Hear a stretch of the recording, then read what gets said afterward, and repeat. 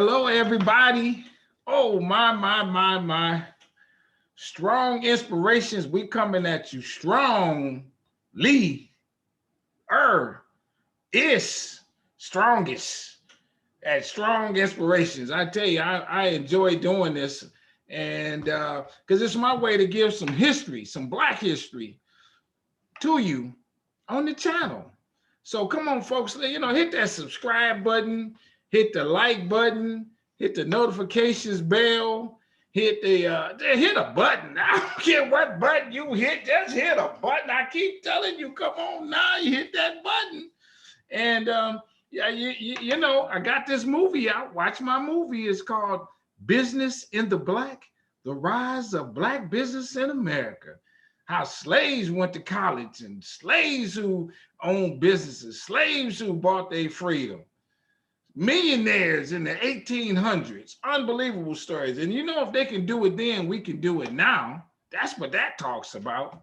And it's streaming on Amazon. So if you don't have a DVD player, watch it on your laptop, on your cell phone, or wherever you can watch your movies, because it's there, it's on Amazon, and it's good. It's gooder than good. And then I wrote the book, Black Business Book, because I'm keeping this topic going. I'm talking about, like what I said in the movie, slaves who own businesses. But what happened is I got 200 facts in this, and it's going to blow your mind so much that you're going to like, man, I don't even believe that. So I put the reference in the back of the book so you can look it up yourself. I got all the HBCUs in here. I got over probably 30 Black newspapers, 30 Black banks, all the fraternities and sororities, all the civil rights organizations. I list them in my book. Come on now. Let's do this, baby. Let's get it on. Let's get it strong. So I'm so excited that the sister that I got on the channel today, like she came on once before, and I don't know, I might not have hit the record button, and I had it, and she just blew my mind, and then I couldn't find it. So I call her up. Now I'm embarrassed, right? I'm looking around all with my video. I call her up and say, hey, something didn't go right. She says, oh, no problem. She nice like that. Now she busy. And then she called me, and we were supposed to do it again. She said, I can't do it today. I said, I'm going to do it whenever you want to do this thing, because you got a story, sister. So let me have her introduce herself, and then we're going to get it on right now. Go ahead, introduce yourself, my friend.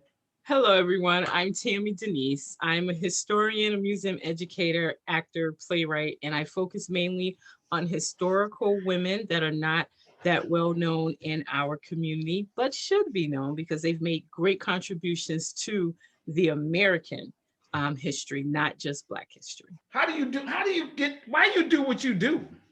Well, it actually goes back to my childhood. My great-grandmother, Miss Mary Baxter Johnson, she was a formerly enslaved woman, and I knew her.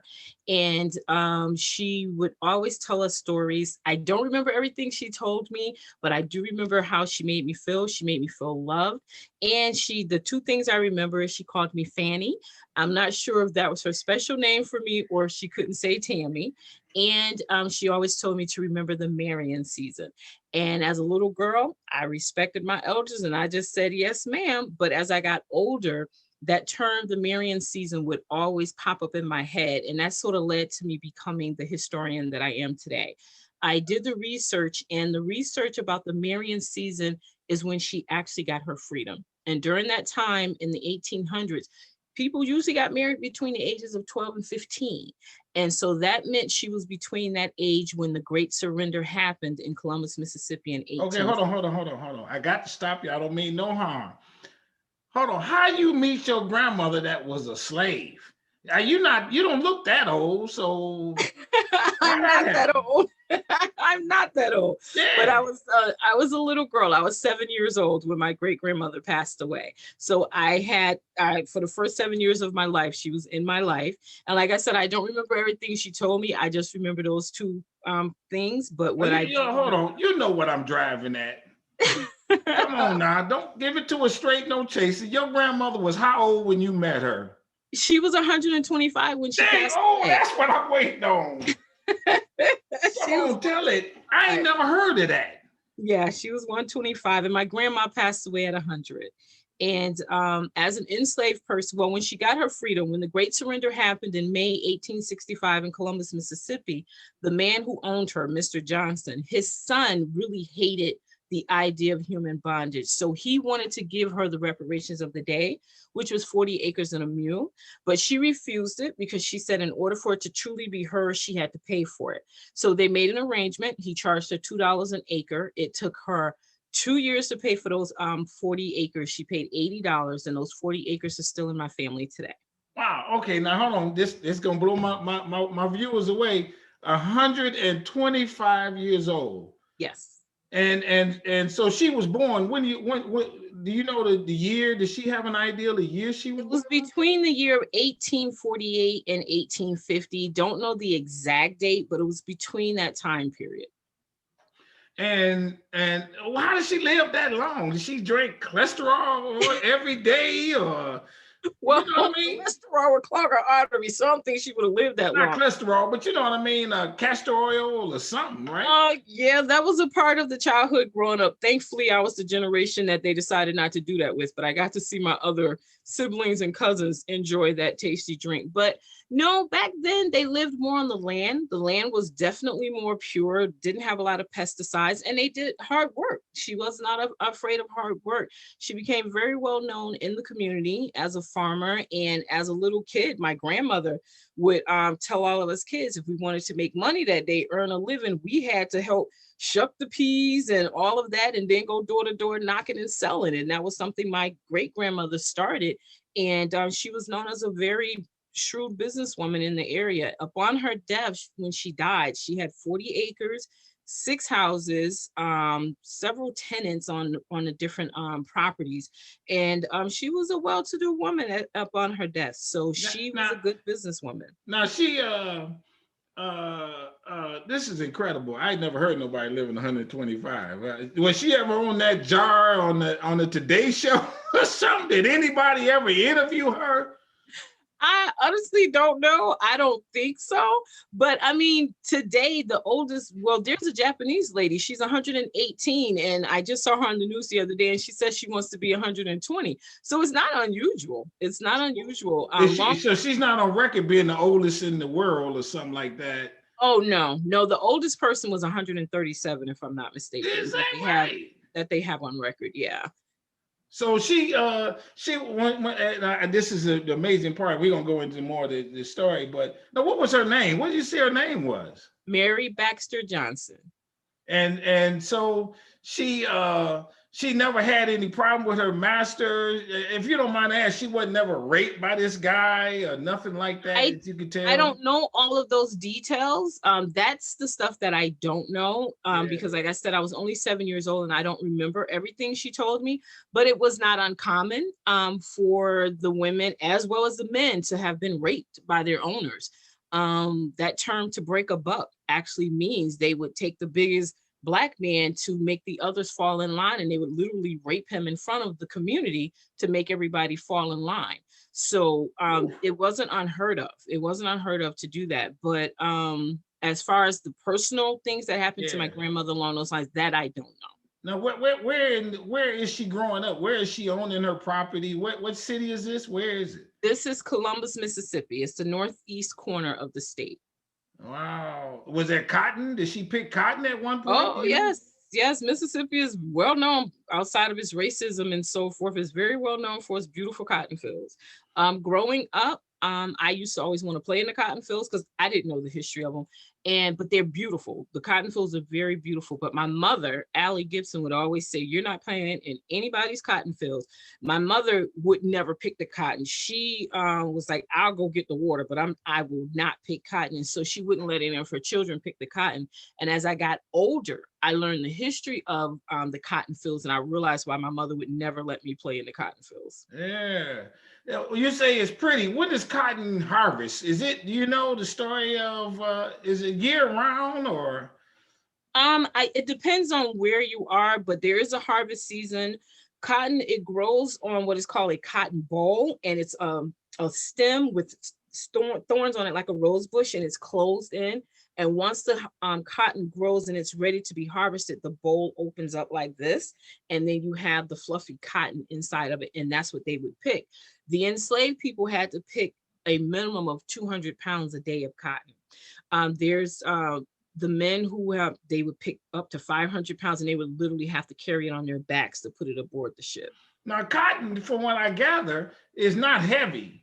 Is 500 the bowl pounds of cotton heavy? can be heavy. The bowls are not really heavy, but if you pick enough of it, cotton can get heavy like anything else. If you got 500 pounds of cotton, that's not light. Yeah, 500 pounds. Yeah. So that's got to be a lot of baskets or something, though, I'm thinking. Well, they would have these large sacks that they would fill, and then they have to drag it to a certain area, and then it gets weighed, and then it's put into like the clover sacks or the sackcloth, and then tied together. But with the cotton, cotton was king, as they say. Like they like to say, cash today is king, cotton was king. And it not only was it big in the South, but the North lived off of it just as much. Although the North wants to be the great hero and the South be the enemy, the North wanted slavery to continue just as much, if not more so, than the Southerners did. Yeah, I've heard that story. Mm-hmm. And so, did your grandmother, did she have, like, was her hands all withered from picking cotton, or her back, did it hurt from, I know being old that you get them ailments, but could you tell life had kind of beat her down, or she overlooked over that and was still glamorous and, good looking like you? Oh, thank you. Well, to me, my grandmother and my great grandmother were beautiful women. And I think it's because I mainly focused on their resilience and their spirit and their desire to not allow their circumstances in life to beat them down. Not saying that they didn't have hard lives, because life in Mississippi right now is still very hard. Sure. But during then, dealing with the Jim Crow and then Jim Crow principles, and then the segregation, the KKK, I mean, you're constantly, being mindful of your surroundings and who you are and things of that nature. But it is said that my grandmother, Miss Mary Spencer, that she actually killed a man in Alabama, and she had to take the back roads home to Mississippi. Her name was actually Willa T, and she changed her name to Mary to one of her sister's name who had passed away at birth. She had a set of siblings who were twins, a boy and a girl, and the girl Mary passed away. So my grandmother took her name to protect herself. So those are the types of things that they had to deal with. And that was not uncommon of that day either, where Black people had to defend themselves, and they would end up killing a white person, but then have to run to try to save their lives, because there was no such thing as self-defense against a white person attacking you. Yeah, I can't imagine. That's crazy. Wow. And so, as you said, she was glamorous at, I mean, she just, did she learn how to read and write? How about that? Did she? Of course she did, because to have her business, and like I said, she owned the 40 acres of land, so she definitely learned to read and write and keep her books. She was very shrewd. Her first husband, and she had 9 children. So her first husband and 4 of her children passed away during the Spanish influenza 100 years ago, not unlike today's pandemic. And she ended up marrying another man who almost cost her everything.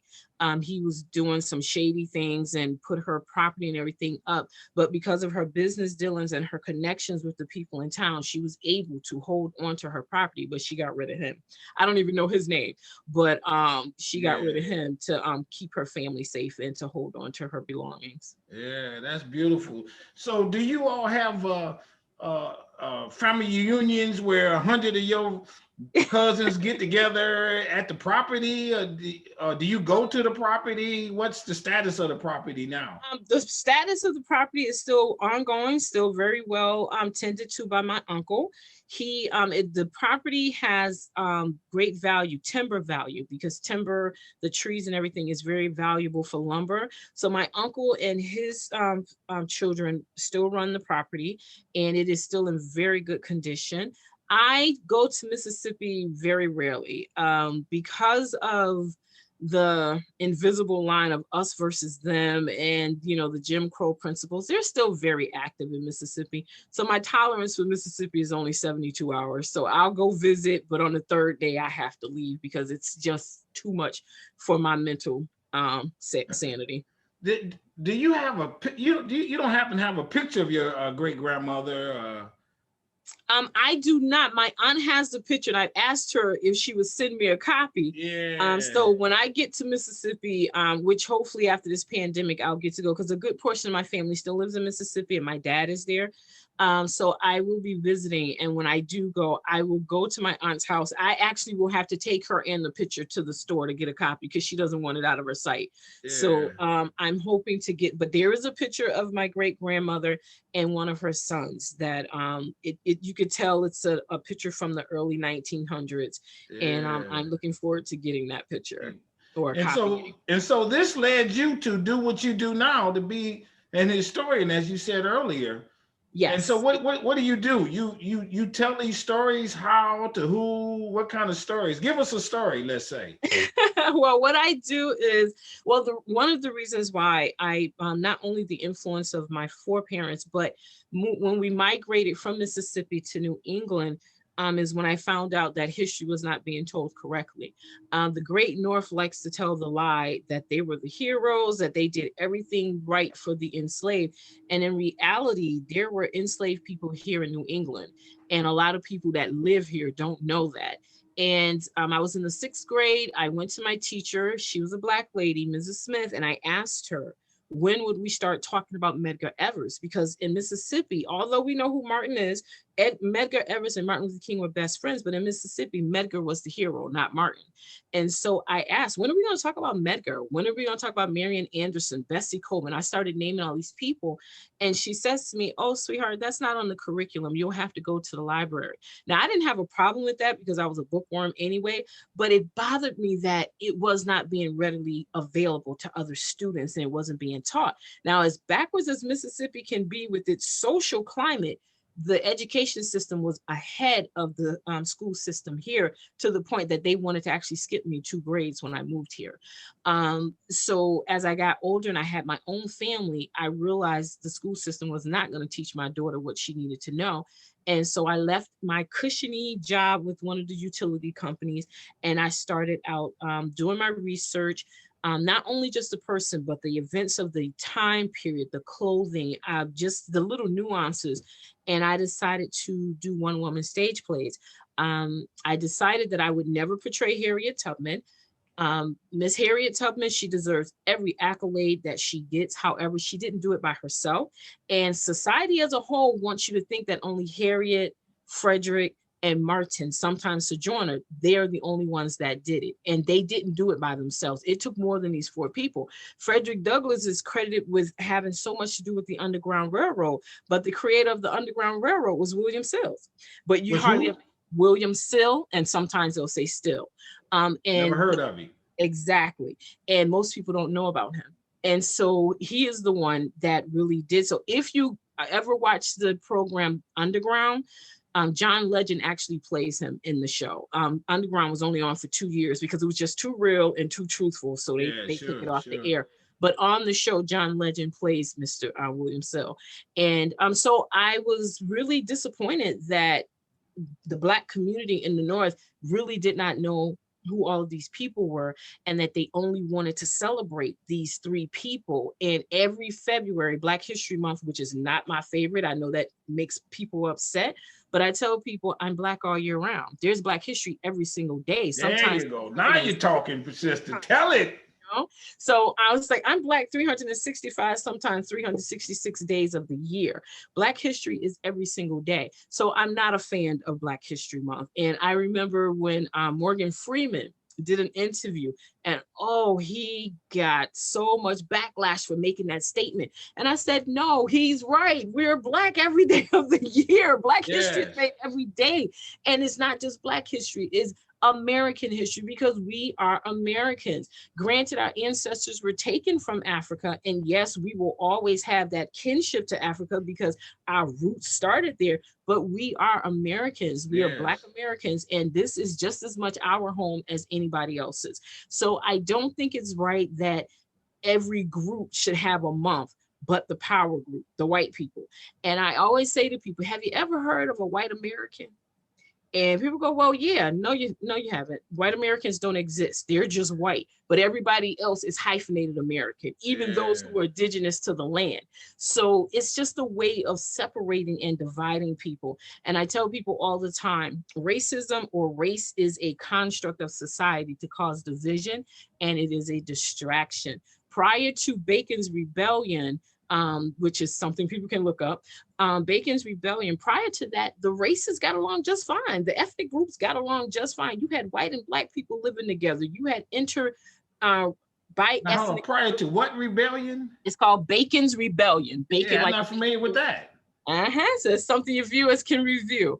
But at that time, prior to that time, you had by ethnic groups hanging out. You had white and black Where's children. this at?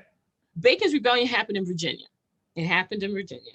And it's basically the long and the short of the story is the power group, which were those who owned enslaved people and had indentured servants. The indentured servants and the enslaved Africans were outgrowing those who were in control. Yeah. Now, indentured servants had an expiration date. Enslaved Yes. people did not. Right. And the indentured servants were most likely your Irish, German, or what have you. And when they saw that the groups were coming together, because they didn't like how they were being treated, so they were coming together to band together to demand better Like treatment. almost a union. Yes, yeah, pre-union days. And so they started on. banding together to demand better treatment. And that's when the power group was like, hey, we got to do something or they're going to overtake us. And what did they come up with? And they give you the perceived notion that you have a power or that you are better than someone other than you, and say, hey, look, you got the same white skin that I got, so that means you're better than the enslaved over here. And because a person who's been beat down and don't have much, they're grasping at straws and say, oh, I like that idea. There's somebody less than me. But in reality, you're still a puppet because you have this perceived power, because when it's convenient for them, they're going to turn on you too. So that's really what race is all about. It's Sure. It's a distraction. Wow, incredible story. So now you do what you do by going into schools, or do you travel the country? I travel all over. How do you do your thing? I travel all over. I do theaters. I do museums, historical sites. I do have school programs that I do. So I'm basically, I do diversity training for corporations. I've done all of that. Oh, And really? Oh, you've taken this to the next level then. Oh yeah. So I use my historical background in my theater, and I bring it into corporations. And sometimes I'm as one of my people that I portray, and sometimes I'm just Tammy Denease. And I do this as a museum educator. I do the same thing. I talk about the history and I tell about the enslaved people who live in the houses that I work at. I work at a 3-house museum. That's 2 of the houses are actually older than the country itself. And so I talk about, I teach about the enslaved that helped build these houses, that were forced to build these houses. The owners get the credit for building it, but they didn't lay not one doggone nail and one piece of wood. You know what I mean? So I talk about those who are there. So that's basically what I do. A lot of my work has been word of mouth, because I'll go and do these presentations. My audience will see me, and then I take it from there. Unfortunately, or fortunately, I'm not really sure if I should say unfortunately, it's bittersweet, because my audiences are mainly white people, and they need to learn and they need to know too, because a lot of them are in the dark about what's really happening. They don't understand that systems that were put into place long ago, that they're still benefiting today at the expense or the oppression of another group. And so I appreciate them coming out. They learn a lot and they are appreciative. But because of the way history has been taught, a lot of Black people hesitate to come out to support me, because they think, when I did a survey, I'm the queen of surveys. I do my surveys. Sure. And I went around randomly asking people, do you know who such and such is? Would you come? And basically the majority of the answer would be, I don't want to see that. I'm tired of them telling us our people. Yeah, I was going to lead into my next question, tell you the truth. Yeah, and so that's not how I do that. Yeah. That's not it. Yeah, right. I guess my question is, a lot of times they say we don't want to see those Black history movies because it's, we get mad and it's always a beat down. It's not a good feeling for us. Mm-hmm. So what's your take on that? I mean, does that make you understand that that reasoning, the sentiment? Of course I understand, because we're not telling our stories. The story is being still told by the victor. My great grandma used to always say the flattest pancake has two sides. We've been hearing one side of the story and viewing it from one person's lens or the victor's lens for far too long. That's why it's always important for us to tell our own stories. Yeah. Because when there's that proverb about the lion, everybody's saying, you know, the victor, you heard his story and he was the hero and he was this, but you never heard the lion side of the story. It's the same with ours. You rarely hear how our people were resilient, how our people were determined, how they outdone these people, and they come from a place where they don't know what their heritage is, because now they're 2 or 3 generations into slavery. Yeah. Their foreparents, they don't have all that. They've been separated from their parents. Their customs and their culture has been removed, but yet they were still able to overcome. And so that's the stories that I tell. Give me an example. Okay, how about this? Give me an example of a story where we overcame. Give me a 1-minute version that's going to say, wow, we did that. All right. One particular woman that I portray, her name is Elizabeth Mumbet Freeman. She was born into slavery in Claverick, New York, but she was given to her owner's daughter as a wedding gift in the Berkshires in Massachusetts. Elizabeth Freeman, although she was enslaved, she knew her worth. She knew who she was. She took pride in her appearance. She took pride in her hard work. But because of that, the white folks misunderstood and thought she enjoyed being an enslaved individual. She made it perfectly clear that that was not the case at all. And although she couldn't read or write, she would listen in to when her owners were having these meetings. It's called the Sheffield Resolve. This is when they're writing a letter to the king talking about they want their freedom, but yet her freedom was still being held. So while she is doing her job, waiting on them, she's listening, she's minding things. And she heard the 7 words that all men were created free and equal, and yet I'm a slave. She would hold on to those words, and she would eventually use those words to her benefit. She would go into court with another enslaved person by the name of Brom, and she would be represented by Theodore Sedgwick and Tappan Reeve, the man who created the first law school in America in Litchfield, Connecticut. And they represented her, and she got her freedom in August 21st, 1781. Yeah. She and Brom got their freedom. Not only did she get her freedom, that's the day she chose her own name of Elizabeth Freeman. Prior to that, she was called Mumbet. But not only did that one brave act that she did, 2 years later, slavery ended in Massachusetts. 82 years after that, her legal document was the basis for the Proclamation of Emancipation. So those are the stories that I tell. Yeah. Yes, she grew, but here's the thing too. She was so well respected that on her headstone, and again, she was an illiterate, uneducated Black woman, but she was smart enough to outdo the white people in her area. When she passed away, she had 12 acres of land, a house, 6 quilts, and a gold necklace that was given to her, while those around her had to file bankruptcy and lost a lot of their stuff. Wow. And so she go Black people, go. Exactly. And so those are the stories. And so she was in a bondage situation, but on her headstone, it said she had no equal in life. And although she was enslaved, everybody respected this woman, including her mistress. Her mistress was afraid of her. The only hold hold on. Her mistress was her owner's wife. Correct. And that was the daughter that received her as a wedding gift. She was so afraid of Mumbet. The only thing she could hold over Mumbet to quote unquote rein her in was to threaten to sell her daughter off. And that's when Mumbet would have to back down. But whenever she would be cruel to the other enslaved or whatever, or because she would stand up for those who couldn't stand for themselves, and she would speak for those who couldn't speak for themselves. She's known as the mother of civil rights. And so she would take this woman to task. She would take her on. One day, a little girl came to the house who was being abused by her father. And this woman didn't want anybody in her house. You know, she was so antisocial. She saw the little girl, called the little girl a little critter. I want her out. And this little girl was white.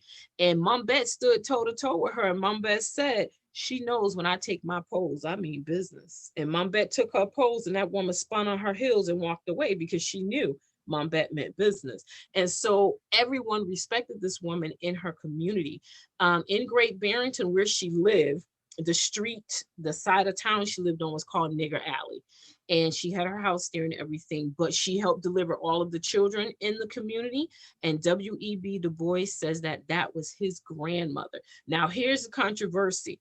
White people don't want to accept that this man that they who is very big in this community up in Great Barrington, they don't want to accept that, oh, he had no proof, he doesn't know this. So when I do my performances, I have to school them and tell them, in the Black community, we are a village. We have many uncles, aunts, grandparents, aunties. So if he says that was his grandmother, that was his grandmother, because his Mom Bet and his grandfather were in a relationship.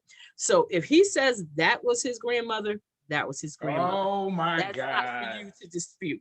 So oh boy, so I tell those you, are you the have stories I tell. you given and your great grandmother and your grandmother and you are of that cloth.